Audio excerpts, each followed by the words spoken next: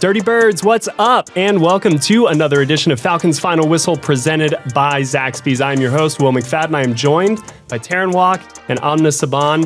Terrin, how you doing today? I'm doing well. Yeah? Yeah. Amna? Can't complain. Awesome. Well, we hope you guys are doing great as well. The Falcons have another rivalry match on the books. They are playing the New Orleans Saints, who have a lot going on inside of their own organization, and we will get to that. But they've also got the Pope tweeting hashtag Saints a lot. So, you know, they got that going for them. Terrin, who would be your favorite person to start tweeting Rise Up just like randomly? Like not even knowing that it's a Falcons thing? All right, I know who Terrin's is going to be. Yeah. I don't know mine. It's Pipple. Oh, no. It's not. I'm keeping that personal and professional separate. Yeah. Let's go. No. Oh, my gosh. Andra Day. I don't know if I'm even saying her name correctly, but the song where it's like, and we'll rise up. Okay. I like that. That's a good one. Because I'm drawing a blank. We even got some singing on the podcast. Yeah, I don't know why my mind went to Kobe Bryant, but he's long gone. I was thinking of the zombie.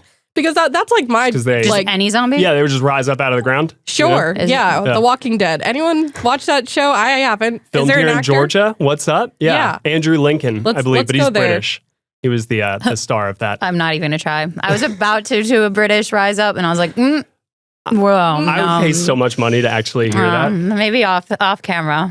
But yeah, so the Pope, you know, he's not going to be out there on the field Sunday. You don't know that. Although that would be awesome too. They have requested prayers though, so they have. We're not going to send any their way though, because this is a Falcons podcast, and you know we want the team in the red and black to do better on Sunday. And you know if the recent trend is any indication, the Falcons are playing some good football right now, and that's been the focus is really on themselves. And before we kind of continue to dig into the matchup, I think that we should talk a little bit about the trade deadline. Came and went on Tuesday. The Falcons didn't make a move. There were reports out there that they were, eyeing some potential pass rush help. They were looking at some of the guys who could be available, but ultimately decided, or, just nothing happened, right? We don't know if decisions were made or not, but I do think that there are some takeaways. Part of that is that it sends a good message in the locker room, I think. I think it does, and we've heard from Raheem Morris, we've heard from Jimmy Lake, that they like what they are seeing from Atlanta's pass rush, even if the sacks are not coming. They're third in pressures over the last 3 weeks. So something is working there, and I do think that this was a little bit of a positive message for the guys already in-house. No, for sure. I mean, you asked us, what kind of message do you think this sends to the players? And I said, the Falcons brass believes believes in the bodies in the building. That is too many B's. That's so much alliteration. I did it to myself. But it just shows that they believe in the athletes they have in-house. Yep. No more B's. And I think that is a confidence boost, especially when externally the keyboard warriors are out here like, trade. Where's the pass rush? And just going AWOL about that, where internally it's like, we believe in you and we know what you can do. Now you just have to do it. And they kind of showed what they can do last week with the 3 sacks against the Cowboys, and that was half of the total they had going into the game. So that's a big step in the right direction. The thing is, can they keep making forward progress rather than going back to only 1 sack or no sack? Yeah. So it's kind of like maybe it was a risk to not do anything on the trade day. I don't know what they could have done. Like, I don't see the books where it's like, what they have to offer and things like that, or what they're willing to offer and all that, and what people are asking for. Right, and those so all take place behind the scenes. Exactly, like, I don't know. As much as people think that we do, right? I'm not sitting in Terry Fano's office being like, so, who you got as an option? Terry's phone, this is Terrin speaking. That's not happening. Yeah, right? But I think it does speak volumes, and it does give a boost, and it's kind of like, all right, now step up to the plate and prove that they made the right decision. Amna, were you surprised though that they didn't make a move? No, I wasn't surprised. I mean, they're obviously going to look into it, but it didn't seem like it was they already made a move. Yeah. Earlier this season. Matthew Judon. They got Judon. They obviously, have belief in their guys. But yeah, I mean, I'm taking from your mailbag a little bit, and shout out to Joe from Huntington Beach. That's my mom's hometown. Oh, heck yeah. Yeah. So All I was right, like, shout okay, out Joe. HB. But yeah, there's not a ton of cap space. They don't have a ton of picks to offer. Yeah. You already threw a lot at this team to go and build what you have. Like you can't kind of keep throwing things out. You have to save a little bit for later. Yeah. So the fact that they didn't make a move didn't surprise me at all. But talking to Raheem and him saying, quote, we feel really good about the guys we got. It reminded me of a conversation I had with the outside linebackers coach. I talked to him over the offseason, and there was a lot of talk about, at draft, like you got to go get a pass rusher. You got to do it in the first round. And that didn't happen.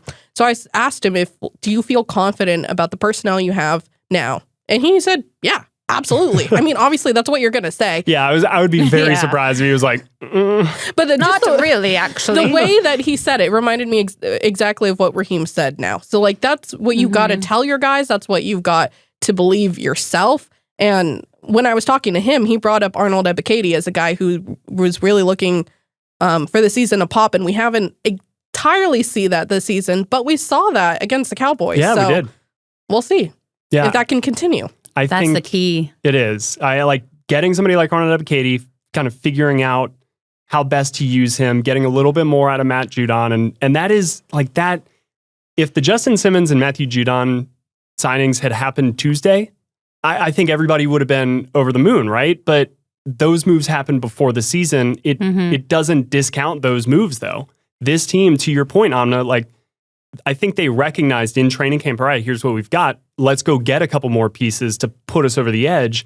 That kind of like production, at least in the sack department, hasn't manifested yet. But let's say that this is the worst we will see from Atlanta's pass rush all season. That means that like the second half of the season, if they continue to get better, and that is an if, right? We don't know that that's going to happen. But there is a chance that like we look back on this and it's like, okay, the pass rush did find their stride and the team really turned into something down the stretch. Now, the reverse could happen as well. We're just projecting here, but I think that's a little bit of the calculus, and it does take two to tango at the trade deadline, and balancing the future benefits and costs and all of that is something that Terry Fontenot from day one said he was going to be very mindful of because he inherited a situation where they were very much in a win now, win now, win now, win now mode, and it got them into a little bit of future financial trouble. So they are very mindful of that. But let's go ahead, unless you guys have anything else on the pass rush. Well, I mean, I was going to say that as they've been asked about this for, the last from week probably 2 until last week, just incessantly asked about it. A lot of guys talked about they feel like the floodgates are going to open. We kind of saw that against the Cowboys. So maybe they're open. We'll see. I mean, when you look at perception, the offense got a lot of questions in the first couple weeks. Those questions are gone. They're still evolving. So I'm curious to see if that consistency is there. Yeah, it's a great point. I do think that, whenever he comes back, and hopefully it's soon, right? Troy Anderson's involvement in this defense by itself, it could be very impactful because he's a good player, but it could free up Hayden Ellis to be involved in even more of these kind of pass rush situations, which he's clearly very good at. So maybe it's an addition by addition that helps this whole defense kind of reach that next level. But turning the page to the Saints, and there's been a lot of talk all week, of course, about Dennis Allen being fired, the Saints now having an interim head coach, also, a lot of injuries, Marshawn Lattimore being traded. So the organization that Atlanta is about to play is not, pristine at this point in time. However, I kind of think none of that matters to Raheem Morris, to the players in the locker room. They have said all week long, we're focused on proving ourselves each and every week. Kirk Cousins said that in training camp. This is a chance to once again outrun the South. It's a rallying cry. You got to use it. It is. It is a rallying cry. And this is another chance to rally against an opponent in your division. Terrin, what do you think about playing an interim head coach? Is that even really factoring into the mix for you as you are evaluating this matchup? I think that Darren Rizzi, as the interim coach, is giving them a little extra juice this week. You could see there were Merry Christmas or Christmas long sleeves. And from what I've seen of my old coworkers tweeting from the locker room, is that players are excited about the energy that Rizzi brings. And he has a very different personality than Dennis Allen. So I do think maybe this is like the perfect fit for what they need right now. That just like that big adrenaline rush, like shot to the arm, let's go. Rizzi provides that. So it's more of a like,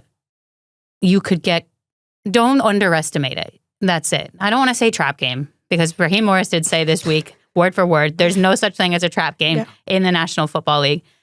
And I agree because this is the best of the best. They're all professionals. But now you're going into someone who's defending their own territory after having lost the last 7 games in a row, firing their head coach. And now they have someone who is bringing this energy, bringing this, like, we can still do this attitude where who knows what that's going to do for them. When you talk about that energy, it's a little bit of a deja vu because Raheem in 2020 brought that same energy when he was an interim coach.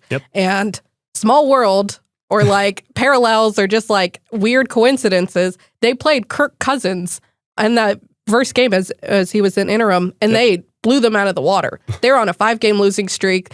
You don't Grady have to remind me, Amna. I remember it well. Grady was great. When I asked Grady about it, he said it was a breath of fresh air. And like, it's such an intangible thing, like that jolt of energy. Like Kirk obviously knows what it's like to be on the other side. He said it can galvanize a team. Yeah. Like, that's something that you just have to prepare for mentally and like bring, like kind of just say, hey, okay, you're going to have that energy, but we have energy too. And we're a good team. We're trying to go 7-3. We're trying to outrun the South. Let me take care of business. Yeah. I think the moral of it is don't underestimate the power of change, whether it's good or bad. For sure. And I mean, you kind of segued perfectly into the number I'm about to throw at you, but I kind of wanted to do some digging into the effect that an interim head coach can have because that is such a change at a fundamental level for a team. And I was really surprised. Since 2010, interim head coaches in their first game with a team are 17-15. They have a winning record. That's closer than I expected, actually, though. Yeah, you thought it was over the last couple of years that has evened out a little bit. There was a point where I want to say it was like 14-9 or something along those lines. But Raheem Morris was one of those. You know, Dan Campbell at one point was one of those. So there is something to changing things up, right? Obviously, if you've got a good established coach, you don't want to be doing that. You trust them. But shaking things up a little bit inside of the locker room, inside of the building, can sometimes jolt, I think, players out of, all right, this. Again, the sameness of kind of, especially when you're going through a tough season, it's just each week, all right, are we going to get the same result? Because nothing really has changed. You're forcing change into the organization. So the Falcons are going to have to match, as Raheem Morris said, the level of urgency. Because, and this is a quote from him, he said, you just increased the urgency in the whole building in the Saints organization. They're playing for their livelihood. They're playing for jobs. And that's what this becomes, is the interim coach, Riz is coaching now to become the head coach of the New Orleans Saints. All of those players, there is no guarantee now after this year, right? Maybe for Alvin Kamara, if he signed a big contract and you're kind of guaranteed to be around, but everybody else, like the future just got kind of thrown out of whack. So they are auditioning each and every game from here on out. So they have to put their best foot forward. There is no taking a week off. And the Falcons have to be ready to match that level of urgency. Terrin, based on kind of just talking to players and coaches this week, do you sense that they're locked in for this game, or is all this outside noise, creeping in? I didn't necessarily ask players this week about the interim head coach. It was more so, how different is this Saints team in week 10 than it was in week 4? Yeah. Because the conversations we were having on this podcast in week 4 were completely different. Even if you take the head coach situation out of it, gosh, the numbers prove it too. Oh, thank gosh. But like entering the week 4 game between the Falcons and the Saints were averaging 34.3 points per game. from 5 to 9, they're averaging 14.2. That's crazy. That drop-off is insane. And it's not even like the other numbers have skewed all that much because yards per game went from 343 to 317. So, yeah, there's some drop-off, but it's not massive. They dropped like 400 yards against the Panthers. Yeah, it's just they're not scoring. Right. They're putting up all these yards, but not scoring, and ultimately that's what decides football games, so you kind of got to do that. Today's episode of Falcons Final Whistle is brought to you by Zaxby's. And after a long game, when I'm tired and I need to refuel, I turn to Zaxby's. Their marinated, hand-breaded, fried to perfection chicken fingers, they hit the spot every time. Get yours with seasoned crinkle fries, a nice drink, and whichever of their 12 signature sauces you're feeling at the moment. But it always hits just right. So next time you need to refuel, go get yourself some Zaxby's.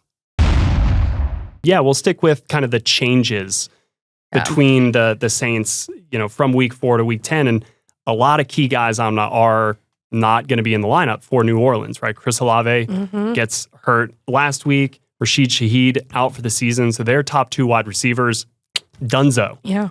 Marshawn Lattimore, traded to Washington. He's not going to be there either. These are 3 marquee players for the New Orleans Saints. Yes, they still have Derek Carr. Yes, they still have Alvin Kamara, but this is going to be a very different group. No, this is a very different team. And even in the adverse, like they're getting a couple guys back too. Like Kirk Cousins mentioned Demario Davis, a Pro Bowl linebacker who's a huge leader for them. Like that's what he's looking at. As much as like they're going to be down a lot of guys on offense, they're getting that guy back too. Taysom Hill. Yeah. Taysom Hill is back, and he has scored 4 touchdowns this season, 2 of which were against the Falcons in week 4. Well, yeah, we talk about scoring points. I feel like Taysom Hill, I should go look up just the all-time scoring against the Falcons for this century, but it feels like Taysom Hill is going to be right up there. He just seemingly is a player that the Saints have loved to roll out against Atlanta and just be like, all right, here's your big game. So there's a chance that given all the reasons I just laid out, no Chris Olave, no Rashid Shaheed, all of that stuff, that Taysom Hill is a pretty big part of this game plan on Sunday, but it really does, I think, come down to the Falcons. And going back into the Superdome, we all know how last year ended, right? But they are 3-0 on the road this season. So we can throw out kind of 2023. This is a new group for so many reasons, and they are getting it done on the road. They're going into a stadium that historically has been very difficult to play in, but I don't know what the atmosphere is going to be like on Sunday. So as we kind of look at how this game could shape up, Amna, do you think, what kind of strategy, game plan, do you expect the Falcons to roll out? I wouldn't be surprised if they air it out because they've just done that so well and, up until this point. So, and the Saints, as much as we talk about their offense generating a good amount of yards, they allow a good amount of yards on defense. They're number 29 in a passing defense and then 26 in rushing. So I'm going to say you can take your pick, but I feel like they'll be able to do what they've been able to do against other teams against this one, especially since they know the personnel. As much as things will be a little bit different under, with Dennis Allen gone, they still know this team pretty well. They know how to play in the Superdome. Obviously, this will be Kirk's first game as a Falcon there, but he's handled, environments in Philly, and they've been great on the road, like you said. The last time they lost a road game was at New Orleans at the end of last season. So could be a little bit of a redemption there for them. But yeah, I think they can just continue to assert what they've been able to do on offense, and they have a guy like Bijan who can do it on both ends, passing and rushing. So absolutely. There's also no more Marshawn Lattimore. Right. So I would like to see them test whoever's in his place. Paulson Adipo has had a pretty good year. Oh, he's pretty good this year. So, and Alontae Taylor as well. So, I mean, there are still some good corners there for New Orleans, but you're right. Marshawn Lattimore is Marshawn Lattimore. Exactly. We know his name for a reason. He has been the guy there in New Orleans. So I do think there are options for Atlanta's offense, however they choose to attack it. And that's been kind of the story of Atlanta's offense this year, is that versatility. Even when Kirk is throwing for 300 plus yards and 3 touchdowns. Bijan is getting his. He's getting involved in a number of different ways. Tyler Algier as well. So I would expect to see another good game from Atlanta's offense. And then defensively, I do think it's really be on your P's and Q's. Don't miss tackles. Make your plays, and then make some impact plays as well when you get the opportunity. I can hit on defense a bit too, because now that Derek Carr is back, he missed 3 games from weeks 6 to 8, put up 236 yards and a touchdown against the Panthers last week. But again, they still, like, the Saints still lost, but those are still high numbers. Mm-hmm. And then you have Alvin Kamara, who is coming off a game in which he had 215 total yards from scrimmage. And so Jesse Bates today, as in Thursday, was saying they got to watch 41. They got to shut down 41. For sure. Like at the line and in the pass game, because he's a double threat. Like that broke down into 155 yards on the ground and 60 through the air. And then I know we thought the Taysom number was higher. So Give he's it to us. thrown 4 touchdown passes against the Falcons. He has rushed for 6, and he has received/caught 1. So that puts you at 11 total. And he scored 2 on the ground against them in week 4. Okay. There are a lot of 4s. There are a lot of 4s. Is he number 4? But No, he 11, sounds like a good number. Number 7. 11 is the one we gotta 11 makes more focus sense. on. But I want to go back to Alvin Kamara, and Taysom Hill factors into this as well a little bit. But so these are per next gen stats. But the Falcons defense has allowed a league high 47.1% rushing success rate this season, which means that's a play the offense will take, right? It keeps you on schedule. It keeps you ahead of the chains. That's a 4-yard, 5-yard run on first down, whatever. Then on top of that, they've recorded a missed tackle on 27% of the carries that they've seen this year, which is the 4th highest in the NFL. And that, Are they all to by me, Bijan? No, this is the defense. This is the Falcons okay. defense, missing tackles at kind of the 4th highest rate. And that aligns, that checks out with what I've seen kind of eye test wise, right? I think early in the year, they were pretty solid in their tackling, but then they kind of hit a stretch there in the middle that you just notice some of the leaky yards, the things that should have been like a 3-yard run turning into a 6-yard run or something like that. And when you're playing a player like Alvin Kamara, who is so explosive, who is so quick, I mean, Bijan Robinson said Alvin Kamara is a player that he watches, that he looked at growing up, like all of that stuff. So we know how explosive and dynamic he is. The Falcons need to make sure, and that's kind of what I meant about P's and Q's and details, like tackle. Make sure you're not allowing those extra yards. Make the Saints beat you with every tool at their disposal, because they don't have a lot of tools at their disposal right now. So that's kind of where I think the Falcons' kind of mindset should be going into this game. But let's go ahead and pivot to the one thing they need to do to win. Amna.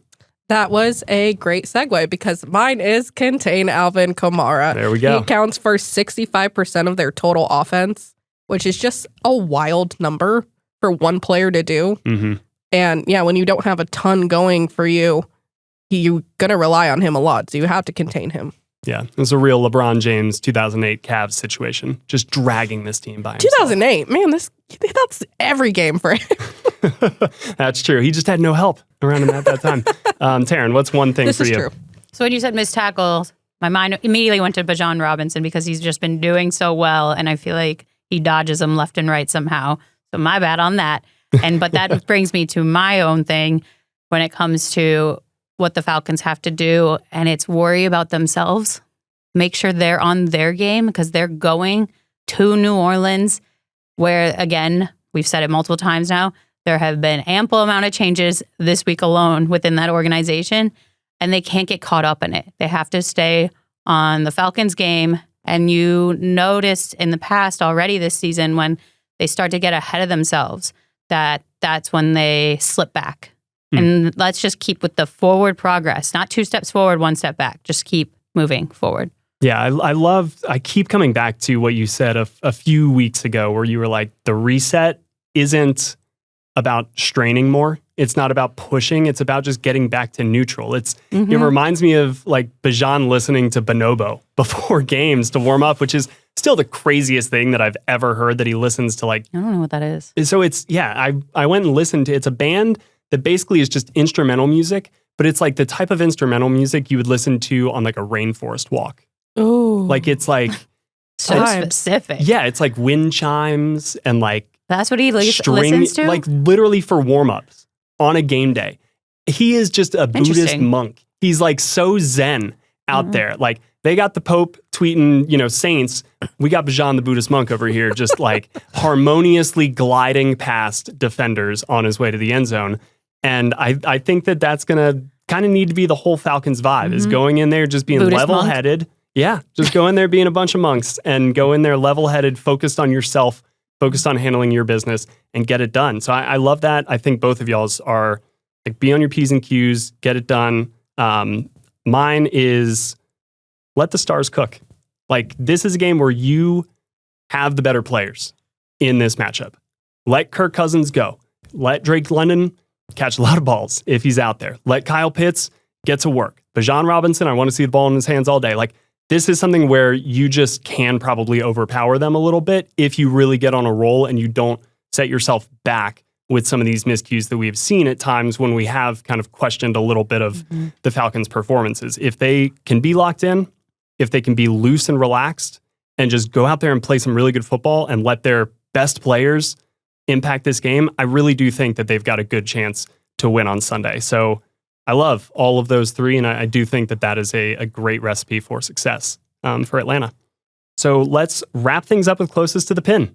Honestly, it was going to be, I feel like we at some point need to get Tori in on this, but I also am hesitant to get Tori in on this because got a record. It's just been the three of us this whole time, and that makes it so much easier to keep tabs. I am the loser so far in this clubhouse. I have yet to win a closest to the pin. You each have one win apiece. So let's go ahead and start with Amna. Kyle Pitts receiving yards. What is your prediction? Okay. I'm going with 56 yards. His average is 48. Okay. I know you said let the stars cook, and I think he could have a big game, but last week I went really high with Tyler thinking that it was going to be a huge rushing game.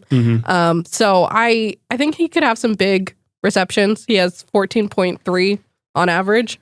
So like there could be some chunk plays, and they're really great at explosives, but I'm going 56. Yeah, I don't know. 56 isn't so much cook. It's maybe like sauteing.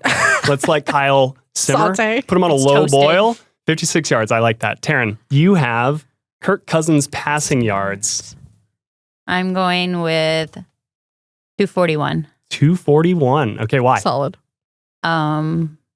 Just a number. His average is 258.7 passing yards per game.